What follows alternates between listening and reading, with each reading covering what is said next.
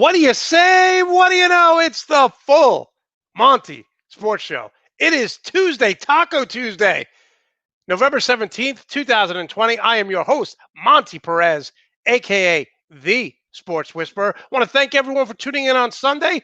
36 states across the country watch the full Monte Sports Show. Again, we are trending number 3 for sports shows on YouTube. So I want to thank you all. Big round of applause for you guys for making this show as popular, as fun, and it's growing rapidly. And I owe this all to you guys who watch. Thank you so much. And we owe this to our co-host right here, Rico. Show me the money, Graziano. We're both dressed in black. You're mourning because you lost in fantasy football. Why am I dressed in black? You're just a dark soul. You have a dark soul, so you need to match the inside with the outside. I want an opening. I heard what's your opening again? What do you mean? What's my opening? Your opening. What do you say again? I say it every week. It's a good thing that we're in week 9 of this show, and you just realize that my opening is, what do you say? What do you know? It's the full. I know that's what it is, but I want one, and I feel like mine should be. What do you know? What do you say? Okay, you could do that when you log on next time. When I put you on camera, look, we'll start it again. Ready? Hold on. Let's remove you, and I'll go, what do you say? What do you know? It's the full Monte Sports Show with my co-host, Rico Graziano. What do you know? What do you say? All right, Rico, listen, we have some breaking news. That's my game. That's my game. I love it. Well, again, we're in week 10 of the NFL, and you just realize what my opening is because you sleep in every Sunday and wake up 5 minutes before the show. This is what I remember when you start the show like this. I wake up. It's 7 o'clock in the morning when you start here. It's 8 o'clock, Rico, because it's 11 o'clock Eastern time. Well, my life runs about an hour behind most. All right. We have some breaking news. Some breaking news right now, Rico. So as you know, the Jets had a bye this week, and they are the first team in NFL history, Rico, to lose a game during their bye. That's how bad they are. That guy is the best. He's exactly like look at their faces on these people. Look how miserable they are being a Jet fan. That's it. That guy right there just got his credit card just got hit with the season ticket holder fee. Yeah, that is true. All right, we start each show with 3 big questions for Rico. Show me the money, Graziano. Rico, number one. Listen, I love this kid. Absolutely love him. I have him on fantasy football. Kyler Murray threw a Hail Mary pass to DeAndre Hopkins to beat the Buffalo Bills 32-30. He also ran for 2 touchdowns. Rico, is he the MVP? If not, who is? Well, you can't call an MVP is most valuable player, not some kid running around the field making come from behind plays. And number 2, that play should have never happened because when there's a Hail Mary, the pass interference is off the table. Referees aren't calling that pass interference on that play. So you're saying they should have grabbed him, they should have tackled, they should have done something, right? They should have fully ran full speed and threw their body at him and just knocked him off. They just don't do it. It's it's one of those plays, and they call him MVP because he threw a hail. They call him the Hail Murray. Yeah, that's what somebody was calling it. But I mean, in my mind, listen, I'm not calling him the MVP for that game. But he's been playing phenomenal. You can't tackle the guy. He's super quick. He's like Russell Wilson. He doesn't get hit. I have him in my fantasy football, and you love fantasy football. He's putting up great numbers. And before we move on, people are complimenting the hoodie. Oh, thank you.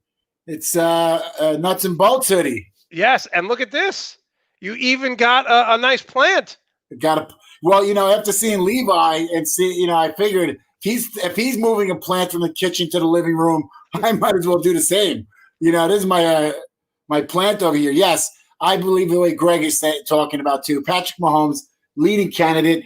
And you know what I actually said last year? I said, wouldn't it be great if you saw 3 MVPs all in their sophomore season when it came with Patrick Mahomes sophomore year, Lamar Jackson sophomore year, and Kyler Murray sophomore year. Yeah. So, I kind of said that, but I'm not. It's the voting is not going to vote for him. You got to look at who it's the Associated Press. Yes, we do. So wait, so Rico, so you agree I'm with sorry, Greg here? we do You need agree a with plant budget because my plant is dying. I'm hiding that leaf. So you agree with Greg? You think that basically, it's Patrick Mahomes to lose?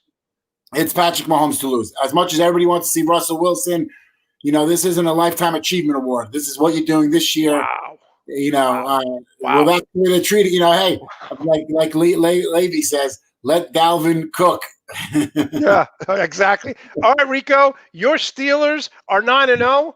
I'm looking at their schedule, and other than the Bills, they don't play one elite offensive team. They got the Jags, the Ravens, who we'll get to in a minute, the Washington football team, the Bills, the Bengals, the Colts, Browns.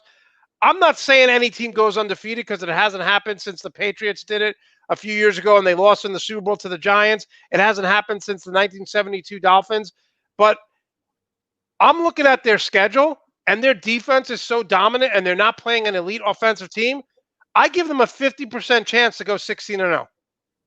50% chance. That's really good because you know what? They're playing two more. They have to play the Browns again, and they have to play the Ravens again. And just you play when they play interdivisional games. They play twice. It's hard to sweep a team. And tell you the truth, I don't want to beat the Ravens right off the bat because we might face them for a third time this year. And you know what? To beat a team 3 times is really hard. And it's at the odds. I think it's happened like 20% whenever a team has had to play another team 3 times. It's very low to win 3 times. Well, here's my next question.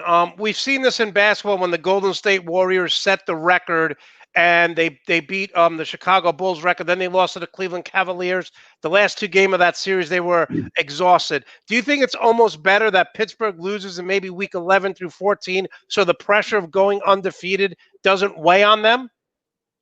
No, you know why? Because at the end of the day, when it comes to the team, you're resting your running backs, your wide receivers. Pittsburgh is using such an array of wide receivers that who do you sit for that week 16 and 17, let's say? Let's say they're undefeated. Who are you sitting? You can't really sit nobody because nobody's their main guy.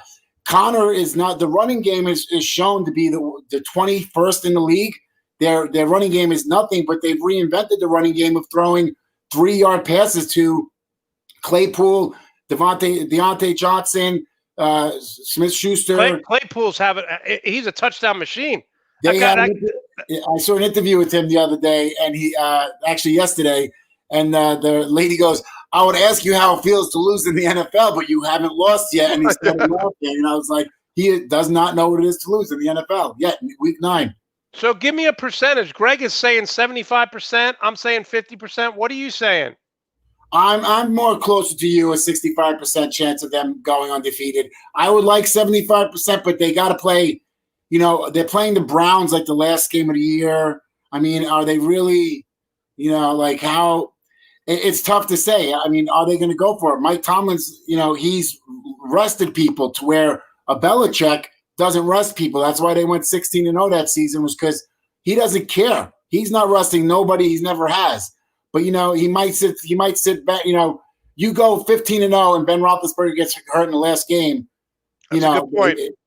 The only thing I'm confused about is Greg said 75%. I said 50%. Now, I know you're not a math major, but you should be because you're a degenerate gambler. And you said, I'm leaning towards you with 65%. So how is 50%? How is 65% closer to 50% than 75%? All right. So in my brain, the way it worked is that I want to be where Greg is, but I had to slide towards you. Okay. So as I slid I was going towards you because I was at Greg. And so I'm kind of towards Monte. So I was going to you, the 50%. I mean, at worst, they're 14-2. Jared, I don't know what Jared's talking about here. Oh, yeah. I don't know either. Jared, 13-3. It's a 0% chance of going undefeated. It's 0. That's 0%. I mean, their defense carried. Their defense carried them all throughout the year last year. Yeah, no. Listen. I don't think they go 13-3. I think they go 14-2, 15-1. So finally, the last question: there are 2 quarterbacks and 2 teams.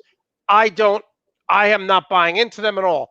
The Ravens and Lamar Jackson. Lamar Jackson didn't play bad against New England, but he's 1-7 when losing at halftime. And the other team is the Saints. I have no confidence in the Saints. I have no confidence in Jameis Winston. I'm going to have Chris Rosenglue on Sunday. By the way, guys, Sunday's show is going to be jam-packed. We're going to have Chris Rosenglue talking about the Saints. We're going to have A-Marie talking about the Vikings. We're going to have actor Kirk Acevedo talking about all New York sports. And, of course, Rico here. But, Rico, I don't think either of these teams are elite. I know the Saints have won 6 in a row. The Ravens, Lamar Jackson has won, I think, 25 out of 30 starts. But I don't believe in either one of those teams. Well, you know what? The Ravens, me and you on the Saints are on two sides of the same coin. We both know they ain't going to win the Super Bowl, but I think they're a better team than you think they are. And when it comes to the Ravens, they're just, they're running without their running game. They're just not, you can't. They've literally put everything on Lamar Jackson, and he can't deliver because he needs a cast. Benny Snead. Who's he throwing? Mark Ingram. They have the kid from Ohio State. Yeah, no, listen. But he's not. They're not really running them a lot. They're not. You know what? Mark Ingram's got like 4 points combined fantasy-wise. He's like the biggest. I have no problem with their running game because he's always going to get yards. My problem is, again, 1-7 when trailing at halftime. They're like the Tennessee Titans. They can't play from behind. They have to play with the lead. Well, that's what happens when you have a running quarterback. What is he going to do? Run you from 14 points behind, 20 points behind? He's not going to. And and that's right. It's true what he just said. The defense is living on it last year. Everybody thinks that they're getting beat. They're not as elite as they were. Number one fantasy wise, everybody's picking the Ravens as this like super takeaway defense. They're not that getting the ball. The turnover ratio is not what it was. No, listen, there's something not right about their team, and there's something not right about the Saints. But those are the three big questions that we start each show with Rico Graziano. Now, Rico, we're going to go through every game real quick before we get the other George Lopez on. We don't even have to call him the other George Lopez because he's the one and only George Lopez. I know. What's that? You talk to George more than I do, right? Yeah, all the time. All right, here we go. 7-3 Bucks. 46-23 over the 3-7 Panthers. Ronald Jones, the second, 98-yard TD rush. Brady threw for 341 yards. Teddy Bridgewater left the game with an injury. Rico, listen, they got spanked twice by the Saints. It might be a bad matchup, but is this, the Tampa Bay Bucks are the only team in the NFL to have 3 victories by 20 or more points. When they're on, they're pretty unstoppable. Am I overrating this team? I think you're overrating the team. You're forgetting somebody like Tom Brady's a guy who will do that, just go at it and go at it and go at it. I think they're really overrated, but you can never underestimate Tom Brady. And this was a great game for the first quarter. It was really enjoyable, and then it just got blown out of, then it was over. Yeah, listen, so you don't have them as a top 3 team in the NFC? No, I don't.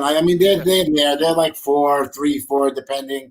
But Okay. when they lose ugly. No. Listen, they got blown up by the Saints twice. By a field goal, they get blown out.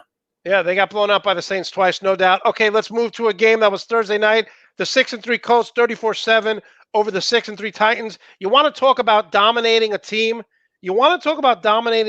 Indianapolis is 28-9 versus Tennessee in regular season games since 1998. I told everyone who would listen to pick up Michael Pittman, the rookie from USC. He's an absolute playmaker now that he's healthy. 7 receptions, 101 yards.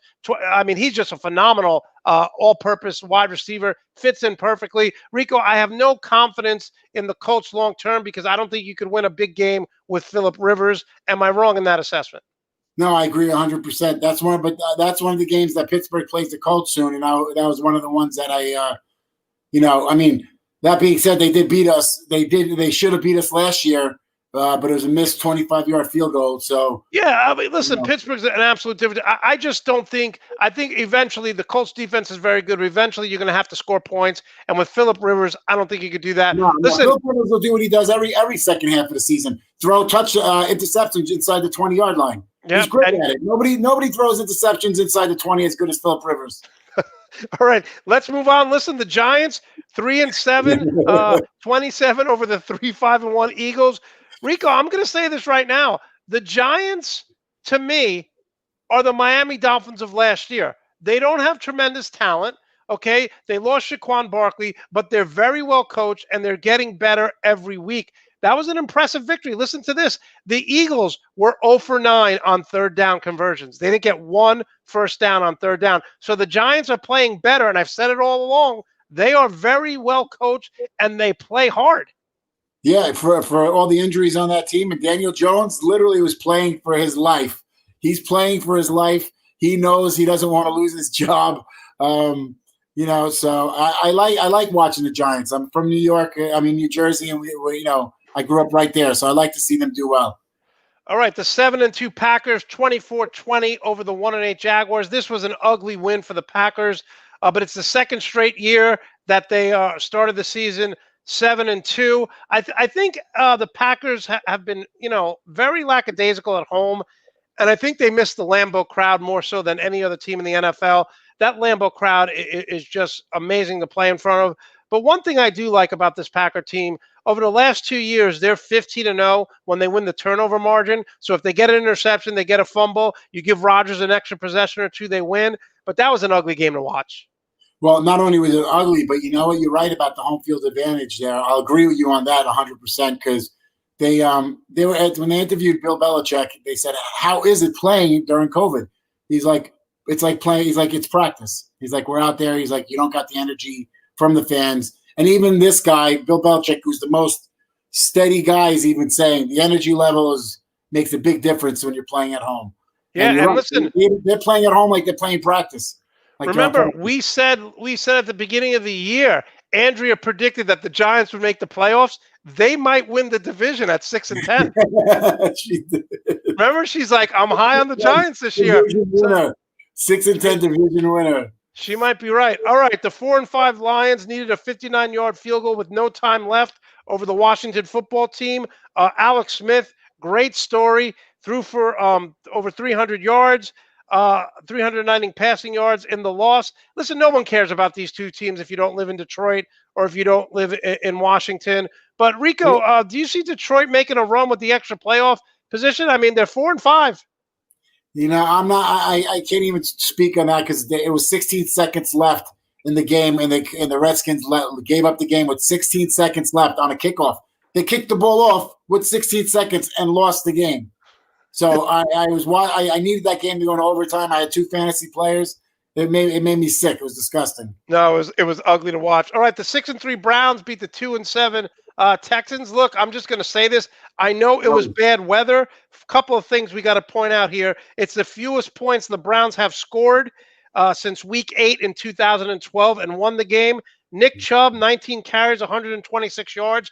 Kareem Hunt, 19 carries, 104 yards. But what made people insane, Rico, is at the end of the game, Nick Chubb had a wide open touchdown and he ran the ball out of bounds, didn't cover the spread, didn't get fantasy points. The right move to make because you just want to run out the clock. But people were going crazy that he did not score the touchdown. He ran out of bounds. I was one of those people. But as a fantasy owner, I have him on two of my teams. As a fantasy owner, I was like, I cannot believe he just did that. But then you got to remember what happened to Todd Gurley in Atlanta when he tried to do that and slipped into the end zone, and Detroit came down and scored. And they won. Yeah, listen, it's the right move to make, but I have him on fantasy. I know. But people listen. And number one for his stats, like nobody's gonna say, remember that time he didn't score a touchdown? They'll never say that. But let me ask you this question: last year, and nobody cares. Is the writing on the wall for Kirk Cousins and is the writing on the wall for Baker Mayfield? I mean, you're running these two running backs. It's the right move to make 38 times. They're not, I mean, if I'm Hooper from the tight end who came there from Atlanta, if I'm Jarvis Landry, who's had 90 catches almost every year, I'm like, what the hell's going on here? We are literally like the wishbone offense. They're not going to get rid of him, but they will bring in competition for him. And then again, I think it's his contract year. He might just go. They might just let him roll. Yeah, the writing's on the wall. Because you're right. The writing's on the wall probably because it's his contract year. And either they franchise tag him, which they won't because that's $22 million, or they give him a low ball offer to keep him, and he takes it. Yeah, I think he's done in Cleveland. All right, let's move to the 6-3. Everywhere. The 6-3 Dolphins beat the 2-7 Chargers 29-21. The Chargers have lost every game by one possession, meaning 8 points or less. Justin Herbert didn't play great, but he had 2 passing touchdowns, ran for another one. Tua Tagovailoa threw for 2 touchdowns. He's playing well. Listen, Rico, I said this after week 3, and people thought I was crazy. I said the Dolphins may be the best team in the AFC East. You disagree. You think Buffalo's better, but the Dolphins are 6-3. They have a very good defense. Tua, unlike Ryan Fitzpatrick, is not turning the ball over, so he's managing the game. The Dolphins are the best team in the AFC East. Do you agree or disagree? I disagree. I think Buffalo's still the better team. Buffalo should have a 7-1, maybe 7-2 record instead of. I mean, they lost 2 bad games. They lost 2 ugly games, and they still have a winning record that they should have won. So I think it's Buffalo's to lose. Miami's playing great. I'm really happy to see them play great. And, I mean, it's Buffalo's division. This year it's Buffalo's division. I'm saying it. I'm saying it loud. I disagree 100%. All right, let's move on. The Raiders dominated. What's that? I said with no proof. What is it? No, listen, I said this in week 3. I said this division. I got no stats, but I'm right. I said in week 3, I said this team is playing very well. They're very well coached. And like I said, Ryan Fitzpatrick will throw 5 interceptions in a game. Tua is going to throw 5 interceptions for the year. He doesn't turn the ball over. The guy is accurate. He's smart. He's proven why he's starting. He's not starting just because he's Tua. He's starting because he won the job in practice. Yeah, no, he's doing tremendous. So the Raiders won 5 straight home games against Denver, 37-12. Listen, we'll know more about the Raiders this week because the Chiefs got lost to them. Actually, I watched that game. They were never in the game after the first quarter. So I think the Chiefs put up 40 points this year. Are you buying into the Raiders as a top 3 or 4 AFC team? No, I think the Raiders are a type of team that they can come out. They pick and choose who they decide to play against. Like they'll lose to an average team and then beat the Chiefs. Like Gruden has a problem getting these guys up to 100% every game. That's his problem. You can do it.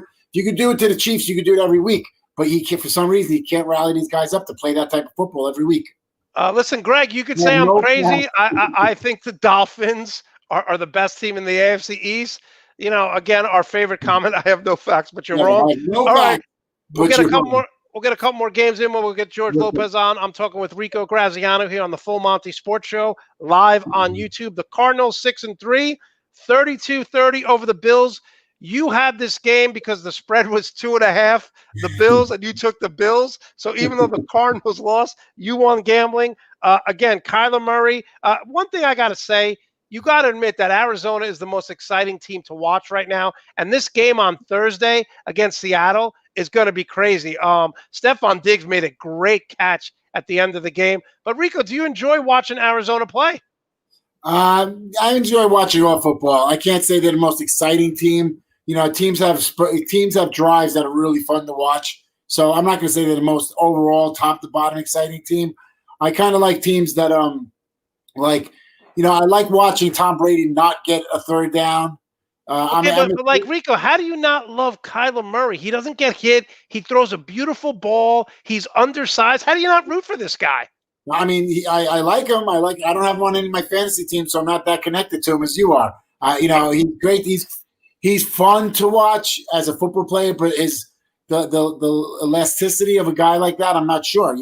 Lamar Jackson looked like he's going to be the next quarterback for the next 20 years. Yeah, but one thing that's different is Lamar doesn't throw a beautiful ball like Kyler does. All right, let's move on before we get George on. Drew Brees has like 17 broken ribs. He's got a punctured lung. I mean, he took a beating, but Alvin Kamara pretty much carried the game.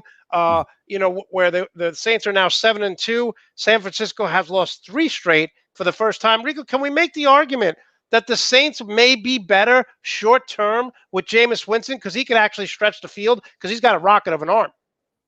Yeah, I'm really excited to see that. I don't know if you could say they'll be better, but because Jameis Winston he's got the Ryan Fitzpatrick disease. He'll throw interceptions and justify. I guess he justifies them in his head, but this team is built for the short pass.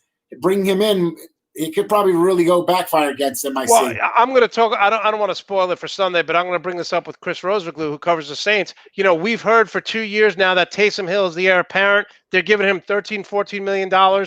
He should play 50% of the snaps. I mean, I don't want to see Jameis Winston in there. I want to see the guy that you've been telling me for 3 years is the heir apparent to Drew Brees.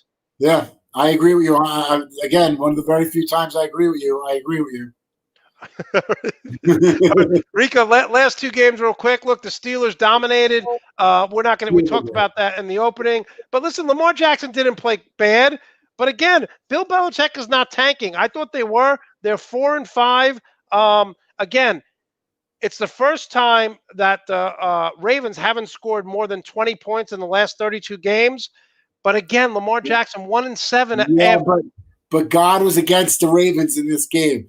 Every time the Ravens hit the field, it rained harder. I mean, it was already raining at on a 1 to 10. It was raining steady at 8. And every time it seemed in the second half the Ravens hit the field, it went to a 10. And on the last drive where they just needed to get in a field goal range, they couldn't believe that. You couldn't even see. When they threw the ball, you didn't see the ball. That's how hard it was raining. In this technology, in a way, they could not see the ball. It was a great game to watch just because it was so fun. I was at a Steeler game one time, and it rained like that. It was great. Listen, the final game of the night, Adam Thielen came alive, had 2 touchdown passes. Nick Foles got carted off. I think the Bears are done. Rookie Justin Jefferson, I picked him up, had 135 receiving yards, played very well. Rico, Vikings are going to make the playoffs. I think they will. I think the Vikings are going to make the playoffs. I think they're looking good. They're starting to click. It's about time. They got Cook. He's doing great. Thielen. What I liked about that game is Cook he had less than 100 yards, and they still won. You wouldn't have seen that a year ago. No. And you know what? You see how they replaced Diggs. Now you see why they traded him. Yeah, and listen, I think that's a deal that both teams made out. Diggs is thriving in Buffalo. I think Jefferson's going to be a very good wide receiver. And there you have it. We broke down every game in the NFL. We left out, obviously, the Rams in Seattle because we're going to bring on George Lopez right now. George, thanks so much for joining the Full Monty Sports Show. How are you today? Hey, Monte, Rico, how you guys doing today? Oh, my boy. How's it going? Didn't I tell you to listen to me about the Ram game Sunday, Rico? You did. You talked to me about it all week. You gave me every matchup. Why I should pick the Rams. I'm going to have to use my Jedi powers a little bit more to But Rico did pick Seattle, and he even said on the show, he goes, George has told me numerous times, he gave me every reason to pick the Rams. Listen, they won 4 out of 5 against Seattle, now 5 out of 6. George, we're going to start with the Lakers. By the way, it's like we're all in a gang or something. We're all dressed in black. I don't know gang signs. All right, George. Listen, I love what the Lakers. Rico, don't do that. There might be a drive-by shooter. The high sign. All right, listen. I love this move. They got a combo guard, Dennis Schroeder, from OKC, trading Danny Green in the 28th pick.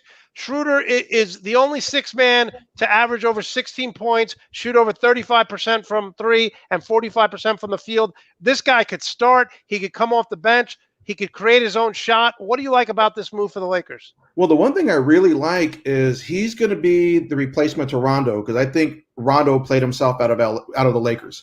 He's going to demand a lot of money that the Lakers just can't pay him right now. And I think it's a good pickup. I think he's a better shooter on the perimeter than Danny. Wait, George, he's much better. This guy's a legitimate scorer. He's almost borderline Lou Williams. Rondo was a distributor and can score at times, but this guy is a legit go-to guy, create his own shot, shoot off the dribble, shoot the 3. I loved it. I mean, this to me was huge for the Lakers. It was, but what we lose in this deal is we lose perimeter defense because Danny Green, as bad as his shooting was or inconsistent, he's a great perimeter defender. Schroeder is not as strong, so we do lose that. So the Lakers are going to try to make some kind of deal. I know they're going to make a run at Wesley Matthews out of Milwaukee to try to to play the wing defense. And we can get him. That's really going to be huge for the Lakers. Yeah, Wesley Matthews is a perfect LeBron guy because he plays defense and he shoots a 3 pretty effective, doesn't need the ball. Look, the Lakers are going into the season. You got the Clippers, the Nuggets, the Warriors, just a few in the West. I think the Houston Rockets are going to be broken up. Are the Lakers the favorite going into this season? Well, first off, the Clippers, they're regulars on the Jerry Springer show. Let's just get that out. They're so dysfunctional, it's not even funny. They have talent, but they're not meshing. And I don't know. I didn't forget because I don't pay that much attention to the Clippers. Who took over for Doc Rivers? Tyronn Lue. Tyronn Lue. Okay. Can he win without LeBron? We're going to find out. And he's got talent with Kawhi, Paul George. They can get together, and if they treat everyone the same, maybe they'll get to the second round and lose again. That's about as best as they're going to do. Golden State, they're still a team to reckon with, but who are they going to pick up as their third option behind Steph Curry and Klay Thompson? Yeah. And Denver, I think Denver's the one team you do have to keep an eye out for.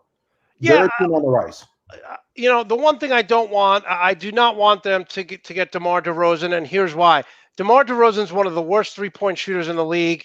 He cannot stretch the defense. You see him evaporate at times. He's a very good scorer, but with LeBron on the court, with Anthony Davis on the court, you need guys to stand out in the perimeter and shoot. Do you want them to go after DeRozan here? No, I don't. The Lakers are showing that they're not looking for a number 3 superstar. They're looking for complementary players to go with AD and LeBron. Of course, now AD opted out, which everyone expected, so I would imagine he's going to re-sign with the Lakers next week. But they don't need a number 3 superstar. They need complementary players, and that's what they're looking for. And DeRozan doesn't fit that mold. No, I agree 100%. Okay, so let's talk about your Dodgers. First time you won the World Series since 1988. I think I said in preseason with you when they started up, I said this is the most talented team I've seen in 20 years. But my problem is they don't have a closer. What are they going to do? Because if they get a closer, we're looking at a 3-year dynasty where they can win in 3 straight years minimum.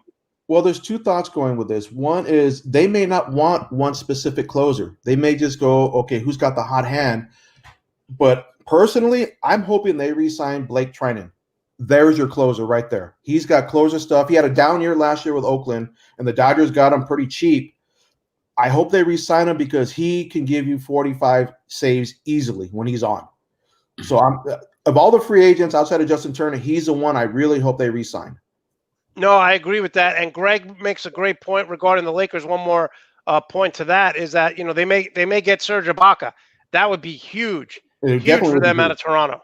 Definitely, it give him some length, another rebounder, guy who could play good defense. That'd be huge for the Lakers to get him. Okay, so go back to the Dodgers real quick. What happens if they don't get him? Are they just going to do closer by committee? Like, what are they going to do? Because you would agree with me, right? If they get a closer, that's their only weakness on this team. Well, they have a lot of questions. They have 7 free agents, and most of them are pitchers, so they got to address it. Baez, Alex Wood, Trinan, McGee, Jimmy Nelson, but I know Nick Nelson's going to be gone. Then we're going to bring him back. So they have to address it, and if they don't sign anybody, who do they go after? Because they are going to have to address that bullpen. The rotation should be fine because you figure we're getting David Price next year. We didn't have him. So you got Kershaw, Buehler, Price, Urias, and you just need that 5th starter. Will it be Gonsolin? Will it be Dustin May? Or will they go into the free agent market to try to get another starter? Their rotation is pretty much set. They need to address the bullpen. What are they going to do? They do have the arms. Gratterall. I think Gratterall is a stud. He's not afraid of any moment. If he can develop a four-seam fastball, he's your closer in the future. Because he's Rico, you want to start with the Rams question? Oh, yeah, with the Rams. The Rams defeated the Seahawks 23-16. They've now won 5 of the last 6 games against Seattle. What are they doing that continues to give Russell Wilson problems? What are the Rams doing to give Russell Wilson problems? Yeah, because listen, Russell cooks against every team. He struggles against a Ram. We know that Aaron Donald has 12 sacks in the last 12 games against Wilson. What do the Rams do different? I mean, we're going to talk about their defense, but in particular, how do they stifle Russell Wilson every time they play him? They put pressure on him early. They hit him. And, when we had Wade Phillips and now with Staley, they scheme where they're getting pressure up the middle, but they're also getting pressure on the edge and not letting him bounce outside. If Russell Wilson can get outside, we know how well he can create on the run. The Rams pretty much keep him in the pocket. They're forcing him up. And when he does that, he's getting hit by Donald and Brockers. If he goes to the outside, we got Floyd. We got Ibukin. So the Rams, they know how to scheme against him. And what they did this past Sunday is they basically took DK Metcalf away. He only had 2 catches for 28 yards. Ramsey did a tremendous job. It got so bad where there were moments where he was wide open. Russell Wilson wouldn't even look to him because Ramsey did that great of a job in just shutting him down. Yeah, I see. George, I'm going to jump ahead on. I'm going to jump ahead on this question because we want to talk about the Rams defense. Second in total yards, only giving up 323 yards per game. Second in points. Can I make the argument that everyone talks about, Aaron Donald, but can I make the argument that they may have the best back four in the NFC? I think you can make that argument with Hill, Ramsey, Rapp, Johnson, even Fuller. I know Rapp got hurt, so he's on the IR. He's going to be out for 3 to 4 weeks. But they got Fuller that can help him out. They work well as a unit. And with Ramsey being able to cover the best receivers one-on-one, he takes away one side of the field where Staley can start rolling over coverage to the other side. And by doing that, if quarterback's got to pause for a second and they're getting pressure. They're not blitzing a whole lot. I mean, they might use Floyd on the outside, but they don't have to blitz a whole lot. And they're quick, they're strong, and they're able to get pressure. George, what's the difference? Because we all agree that Wade Phillips is a phenomenal defensive coordinator. One of the best. I mean, Rico loves him too, but this defense is better without him. Well, what I've noticed is with Staley, Wade Phillips would have kept Ramsey on an island. Staley doesn't do that. He moves him around. There are times he's covering inside the slot. He's going to cover a tight end. You don't know where he's going to be.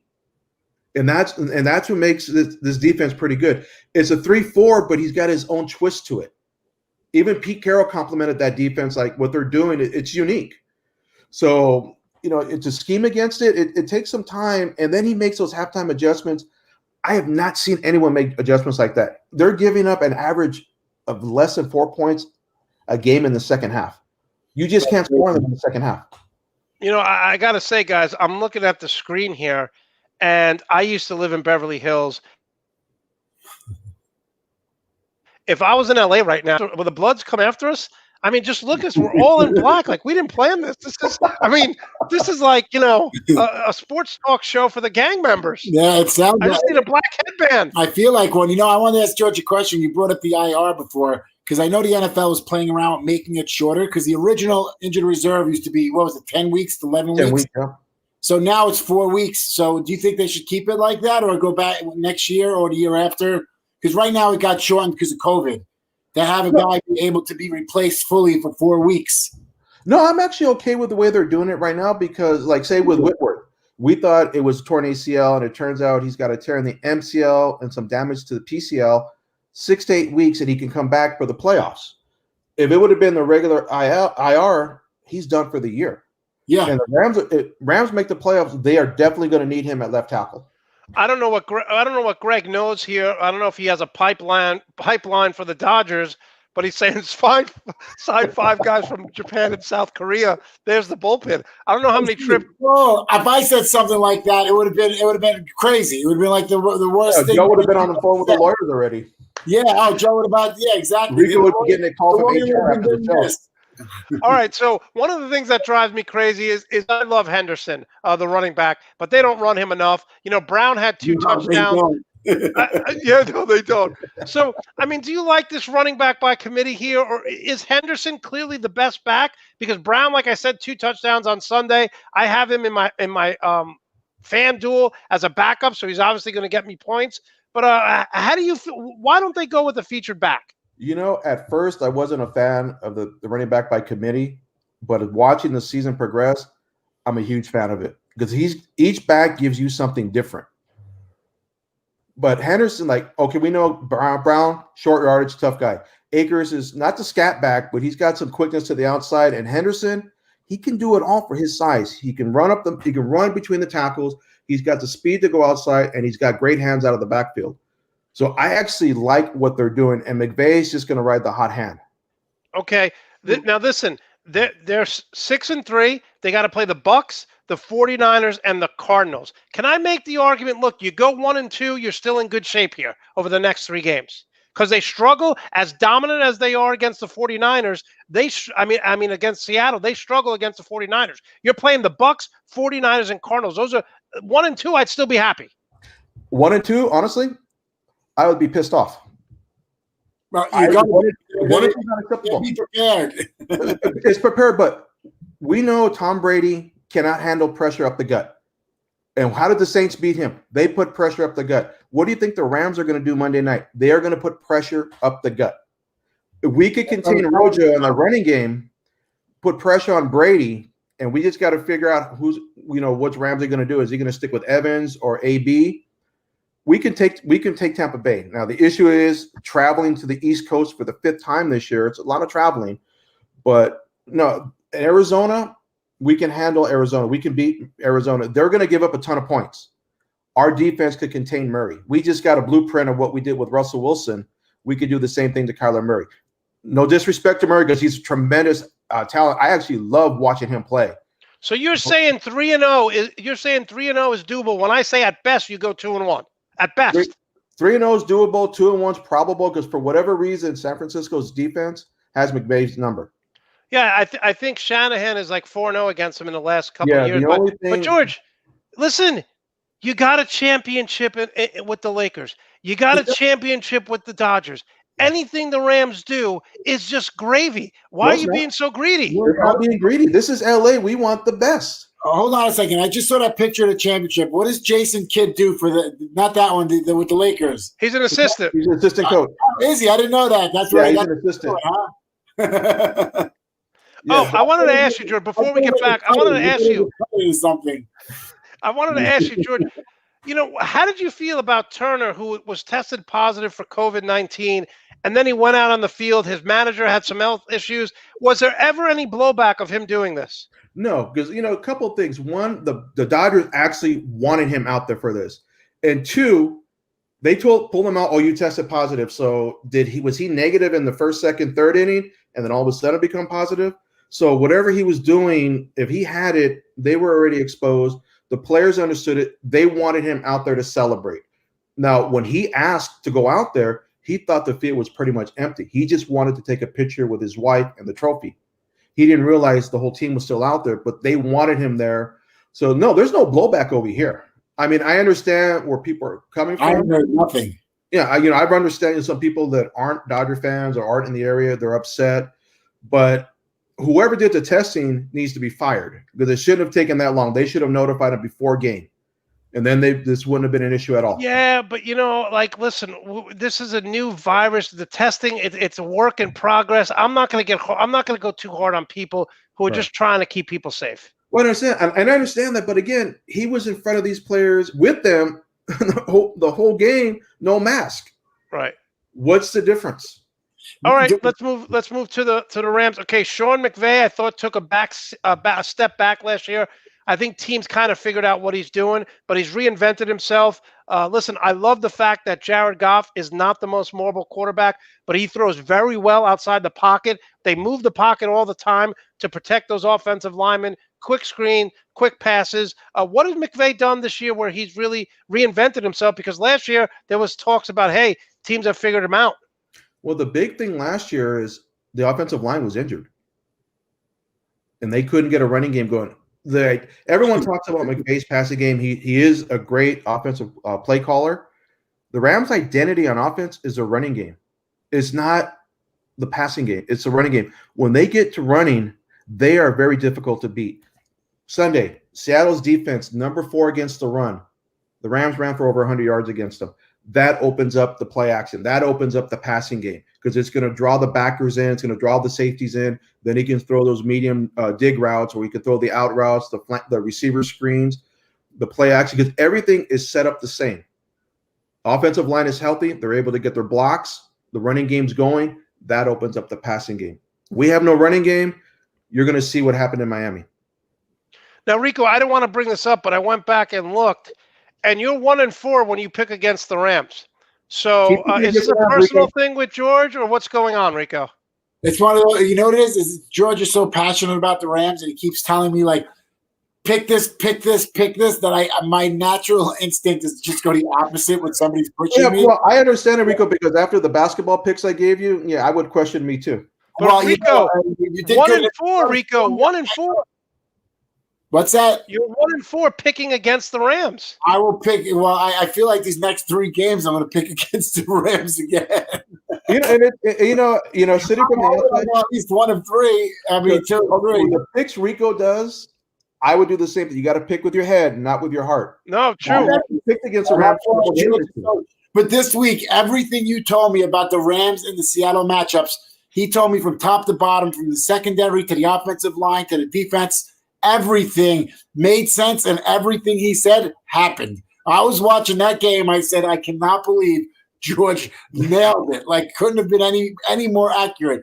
But, George, let me ask you a question. Do you think this Jared Goff is McVay's guy? Is he going to have him there in 5, 6, 7 years if he's playing this type of play, this type of ball control? Yeah, can I just say this, George? He's better than a game manager, right? I mean, he can make plays when he has time. I'll say this: Goff, I think, is a system quarterback. He's better than a game manager, but he's a system quarterback.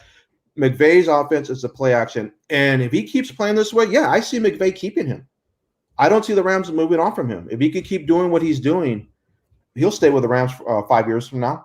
Listen, Andrea brings up a good point. We know Ramsey loves to go against Brady and get an interception. What do you think about this? Robert Woods needs to be turned loose. I agree. I think they don't utilize Robert Woods as much. I think he's under the radar. It's Cooper Kupp, and now they're going with Reynolds. Robert Woods is a guy that's going to make that tough catch for you, but he can also stretch the field. But the Rams aren't looking really to stretch the field. They'll take their shots when they can, but they're more to that medium, to the short game, the medium dig routes, medium out routes. That's how they're going to fly. Can I say the biggest surprise this year is their dominant defense? I mean, that defense is lights out lately. It is. I mean, I had some questions. I didn't know a whole lot about Staley coming over as a defensive coordinator. I just knew he was going to run a 3-4, so I was anticipating something similar to what Wade Phillips ran. But it's a little bit different. Like, he has his own twist to it. He's moving Donald around a lot because you never know where Donald's going to line up. He's on the nose. He's on the edge. He'll play the two gap, whatever they want to do. But I was concerned with losing the linebackers, Fowler being gone, Littleton being gone, Clay Matthews being gone. How are they going to get pressure on the edge? And Floyd has been better than advertised. He's doing a lot more than he did with the Bears. George, is this the first time someone's ever said that you were poetic? Yeah, a lot of people say I'm full of BS. I'm not poetic. I'm going to keep it clean. I don't want Joe getting upset. So I like. All right. What did Andrea say? Like a lion? She hopes he goes after Tom Brady like a lion. Yeah. She said, I'm right anticipating. Right. I hope Ramsey goes after Brady like a lion. I don't know why that kind of sounded like, like I could hear her saying it. Sounded like out of a sexy voice. Like I'm anticipating Ramsey to have a lot of one-on-one coverage against Antonio Brown or Mike Evans. Yeah, I would say Mike Evans. At this point, listen, I've talked about this. I got into arguments with my friend Jared. Mike Evans is like 37th in receptions on the year. He's having a down year. I know he has 6-7 touchdowns, but Mike Evans has not gotten it done. Brady, he does spread the ball around, but Antonio Brown still. I would not waste Ramsey on Brown because Brown's not really in the mix as of yet. So I would put a lesser thing on him. I'm talking with George Lopez here, Enrico Graziano on the Full Monty Sports Show live on YouTube. All right, George, we got some more time. I came prepared for this. First, we'll get to your USC Trojans. 2 come from behind wins at the end. I think their defense is awful. I don't think they could stop anyone. I think their offense is very good. But I look at this team, and they're not a top 15 team. Am I wrong in that assessment? Right now, no, I would agree with you. It's a new defensive coordinator, Coach Orlando. So they're still working the kinks out, but I'm a little concerned on the offense, to be honest with you. There's no consistency. The rhythm's not there. And someone brought it up Saturday. Is there an issue with Slovis's arm? Has he fully recovered from that injury in the bowl game against Iowa? Because the ball was floating on him, a lot of ducks he was throwing on Saturday against Arizona. So I'm a little concerned about that. I mean, they're putting up points, but it's an uneasy flow for that game, for their offense. Rico, what water bottle do you have? I got my LC8 line. It's my Soda Stream water bottle. Enrico, did you just stand up, sit down? Why are you at a totally different camera angle right now? Where's the plan? I saw Joe standing up the other day during an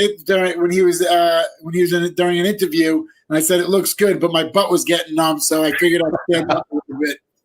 Yeah, listen, this is big. USC was supposed to play Alabama and Notre Dame, but they're not playing both. Now, listen, I'm going to say this, and listen, I said Miami's the best team in the AFC East. I said Justin Herbert's going to be the rookie of the year. Everyone thought I was crazy. You guys could think I'm crazy right now, but what Mario Cristobal is doing here at Oregon is phenomenal. He has the number 3 recruiting class behind Alabama and behind Ohio State. I mean, behind Clemson and Alabama. He's had the number 1 recruiting class for 3 straight years in the Pac-12. And over the past 20 years, his 4 recruiting classes are the best in Oregon history. He was 27 and 47 at FIU. Went to Nick Saban for years, worked under Nick Saban. He's now 23 and 7, 15 and 5. I'm telling you guys right now, this Oregon Duck team is going to be a dynasty for the next 3 to 5 years. They own the Pac-12. George, what do you say? The problem with him is the same thing Chip Kelly had the problem with. He recruits great talent, and I'm not denying it, but he recruits talent to win on the West Coast. He doesn't recruit the talent to win against the SEC. They're smaller guys. Someone brought that up to me. I was on another show, and I said this. You may have been right 2 or 3 years ago, but look at Alabama now. Alabama has wide receivers that are speed demons. Look at all the team. The game has changed. Oklahoma didn't have a power running back since Adrian Peterson, and they went to the Final Four with CeeDee Lamb, with quarterbacks undersized. The game has changed now, so you may have been right, and the person brought this up. That's basically said in what you said is they have small, undersized guys who win the Pac-12, but they'll get bullied. He's recruiting physical offensive linemen because he was an offensive line coach. He has quick guys, and he has 3 out of the top 10 defensive guys from last year playing. I think he's doing a better job than Chip Kelly. He may be, but then I also look come bowl season. I think, honestly, and I know you're a huge Oregon fan, and I'm an SC fan. I'm not going to put down Oregon out of hatred. When it comes to the big game, he shrivels up. Listen, I don't think he can coach the big game yet. No, you're right. They do not look good come bowl season. Like if they get to the playoffs, I don't know who I'm watching. I think I'm watching a JUCO team sometimes. No, you may be right. But look what they did last year against Wisconsin. Against Wisconsin in the second half, he totally changed. They were losing to Washington State at halftime. They outscored them 29-10 in the second half. Again, he's learned under Nick Saban. I can outscore Washington State. They have no defense. Okay, but Oregon beat a damn good Wisconsin team last year in the Rose Bowl. Wisconsin overrated. When you they win 9 or 10 games every year. Yeah, but that's a conference game. You play them in a bowl game. How do they do? They don't. You're saying that Oregon is not going to dominate, and we'll bet dinner out here because I'm going to go out to LA when this COVID is over. We'll bet dinner. You're telling me Oregon's not going to win the Pac-12 this year and for the next 3 years with their young quarterback and the recruiting genius of Mario Cristobal? They'll win the Pac-12 North. Whether or not they win the whole Pac-12, I can't guarantee that. They'll win the North. Out recruiting. In the 3 years he's been there, they have the number 1 recruiting class in the Pac-12 for 3 straight years. Rico's falling asleep. I was looking at that. No, they recruit. I'm not saying they don't. They're a very good team, but will they win the whole Pac-12? I think as the season goes and they get more familiar, it's going to be SC and Oregon in the Pac-12 championship game. Can Oregon's defense stop SC's offense when they get going? I have my doubts. That's going to be a shootout. It's going to be which defense actually makes a stand in that game. It wouldn't surprise me if it ends up 41-37. No, I agree with you. I think Oregon's defense is young, but they have a ton of talent. And listen, if you haven't gone to YouTube, go to YouTube and type in Oregon Football Sports Facility. It is the most insane. People don't know this, but Phil Knight, who's the CEO of Nike, he sponsors them. They have the weight room. They have a juice bar. They have a cafeteria. They have any sneaker you want. Go to YouTube and type in Oregon Ducks Sports Facility, and you will see the greatest. I watch that video once a month. It puts me in a good mood. Does he also have secret bank accounts for the players? What's that? I'm sure he does. Exactly. I'm sure he does. What has Oregon got to offer before that whole facility? Like, yeah, what are you doing? I want to go to Oregon. Yeah, okay. Listen, their women's basketball, of course, but that's every big college sport. Who wants to go live in Alabama? You're literally next to a Klan rally down the street. Who wants to go to Alabama? Pays better than any other college team, and we've always known that. Yeah, actually, I don't know if you guys know this, but Oregon, all drugs are legal now. They decriminalized it. You know that, right? Yeah. Well, I guess that's going to really be good for the neighborhood. Yeah, you got it to forget you're in Oregon. No, Rico, what they're doing is you get a fine. No, you get a fine, and if you get caught once or twice, you have to go to like rehab. They're just decriminalizing drugs. They're saying it's not a criminal offense anymore. You still can't do it in public. If I can't do something in public, what good is it? So you don't make love to your wife? Is that what you're saying? If I can't do that in public, it's California. Nobody's stopping you from doing that. All right, real quick, George, give me your MVP of the NFL. Give me your coach of the year, and give me your final four, AFC, NFC. Right now, I have a toss-up for MVP, Kyler Murray. Thank you. We agree on something. Thank you. And I'm actually thinking Josh Allen right now, the way he's playing. Rico loves Josh Allen. Yeah, I would probably give the edge, depending on how the season ends. If they continue on the same path, I would probably give the edge a little bit to Kyler Murray. And would you say Mike Tomlin is coach of the year? Oh, most definitely. Yeah, definitely he's coach of the year. And finally, give us your final four. Honestly, Rico, you know this. Mike Tomlin is probably the most underrated coach in the NFL. 14 years, and he's never had a losing record, and you hardly talk about him. Underrated coach in the NFL. I've been saying it forever. The most underrated coach, and nobody talks about him. He's got Super Bowl rings. He's got rings. He's wearing them. Nobody cares. Yeah, listen. Black coach in NFL history, like he came in at like 34 years old. He came. I remember when he went in for the interview, he was just going in because of the Rooney Rule, and when he was he wowed them. He was in the facility for 4 hours. When he left, they were like, he went in. They were like, "What's taking so long?" And then exactly. But I mean, you look at that organization, right? Chuck Noll, Mike Tomlin, and in between you had a guy named Bill Cowher. So I mean, talk about stability. Exactly. 3 coaches, 40 years. Yeah. Talk about stability. How about this one? The Final Four is actually a little toss-up this year. I mean, I still have Kansas City in the AFC Championship game, but there's nobody that's really standing out to me that's going to meet them. I like the Steelers' defense. I think the Steelers defense. Yeah, but I'm a little concerned. I would actually like to see them lose before the season ends. We were saying that before, yeah. Do you want them to go in there? Because no one's talking about them being undefeated. Not a lot of national media about it. The longer it gets, the more they win, and it's going to start harping on them. Can they deal with it? Listen, I like this. I don't think anybody in the Steelers organization is thinking that because they're not thinking. But you're talking about the national media. No one's thinking about it. Nobody thinks that. The NFL Network during the day, and they don't talk about them being 9-0. Well, no. It's funny. They're like, well, they're only getting the number 1 ranking because they're undefeated. And it's hard to give an undefeated team a number 2 seeding in the AP the rankings of NFL. Who was the full-on NFL Network? Kansas. He put them number 2. He put KC number 1. Yeah. Listen, guys, I hate to interrupt you, but this is a great slogan right here. Come to Oregon. Play football, smoke crack. I mean, Laura, that's a great logo right there. Yeah. Great logo. No, to answer the NFC, I think there's a number of teams in the NFC that can actually make it to the conference championship. And 3 of them are in the NFC West. All 3 of them have a good shot at it. Of the 3, Seattle would be my 3rd pick. Between the Rams and Arizona, Seattle doesn't fix their defense. They may be one and done in the playoffs. Yeah, no, I agree with that. And I think Russell Wilson is obviously pressing because he knows that defense is so weak. I think the Packers, it all depends on matchups. I think they're all good. I don't think there's a dominant team in the NFC. I think the best team right now is the Arizona Cardinals.